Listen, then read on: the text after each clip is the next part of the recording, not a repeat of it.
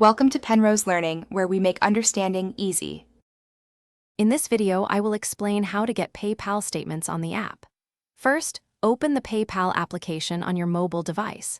Ensure you are logged into your account. If not, enter your credentials. You should see your main dashboard or home screen. This screen displays your recent activity and current balance, preparing you for the next step in finding your financial records. It is a straightforward process. From the home screen, locate and tap the activity icon, which often looks like a clock or a list. This action opens a new page displaying all your recent transactions in chronological order. You might need to scroll down to view older items.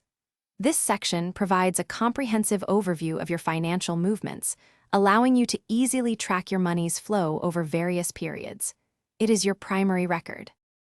On the activity screen, find the filter icon, usually represented by 3 horizontal lines or a funnel symbol, and tap it. Select the Statements option from the menu that appears. You can then specify a desired date range, perhaps for the last 30 days or a specific quarter. This filtering helps narrow down your search, ensuring you retrieve precisely the information you require from the vast amount of data. It organizes your records efficiently. After selecting your desired period, tap the Generate or Create Statement button. The app will then process your request, which typically takes a few moments, usually under 1 minute. Once ready, a prompt will appear, allowing you to download the statement as a PDF file. This action prepares your official financial document for easy access and review. It is a simple step to finalize your request.